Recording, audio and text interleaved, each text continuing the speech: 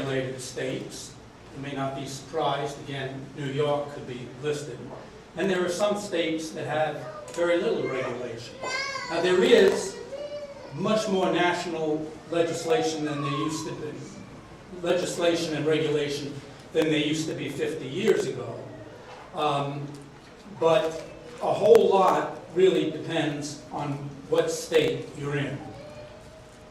Just to mention one other thing on this private-public dimension, in general, there is a difference in the regulation over the private colleges and universities and the public ones.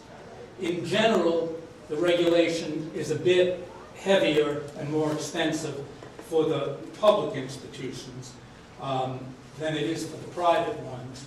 But in a state like New York, you have a high level of regulation overall, so that even for the private sector, the regulation in New York may be a lot more extensive than it is over private institutions in Kansas, for example. Okay, I would like to thank Professor Daniel Levy for his speech.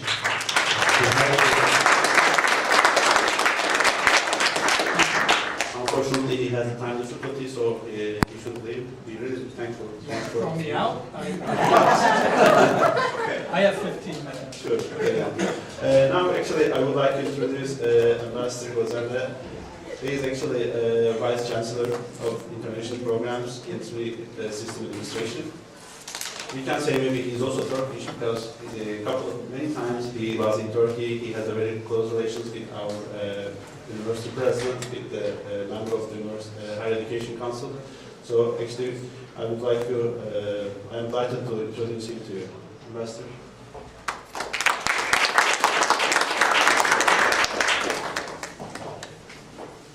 Thank you, Junaid, for that introduction. Also for the invitation to be with you again at this annual event. The subject matter that I'm addressing, I see, is recommendations for policy and partnership.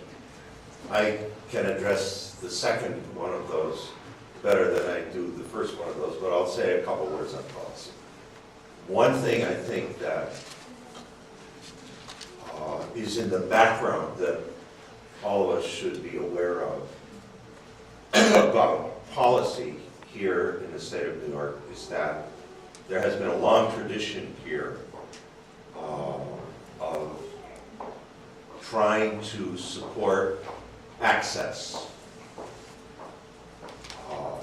to higher education in this state. I think that was maybe emphasized most by Governor Nelson Rockefeller, that famous communist governor of the state of New York. People would say, oh, Rockefeller. It was Nelson Rockefeller who pushed the idea that accessibility was important for the state of New York. He believed that the more people who participated, who went to college and university in the state, the better it was going to be for the state of New York, for its economic well-being, for its social well-being across the board. And I must say, it's quite miraculous that Governor Rockefeller's philosophy has held for many, many years, because this state university is still much, much more affordable than comparative state universities elsewhere in the United States. And that is true for out-of-state students as well as in-state students. Our out-of-state undergraduate tuition rate, just to cite some numbers on this now, is currently $12,800 a year. We did some work looking at comparative costs on this because some of our partners in Turkey were starting to say, well, we think it may be cheaper to go to some other state universities. First of all, as far as philosophy is concerned, we ought to be thinking about something other than which is cheapest. But we looked at this, and we found that on the average, we were 40 to 60% lower for our out-of-state tuition rates than the major universities in the Midwestern and Western part of the United States. What does that mean? It means that for you as Turkish students, a big partner for you here as you get your education is the state of New York and the taxpayers of the state of New York who support this university system.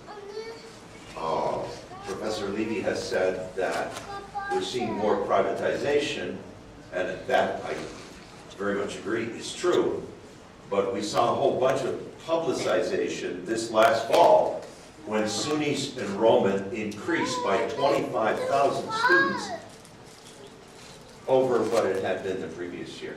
There are 25,000 more students enrolled at the state of New York this year than there were last year. That is an enormous shift toward SUNY. Why? Well, you know, it's pretty clear why. The economic circumstances have become more difficult. And so many families are choosing, many students are choosing to go to a SUNY campus because of the differential in cost in going to a private university.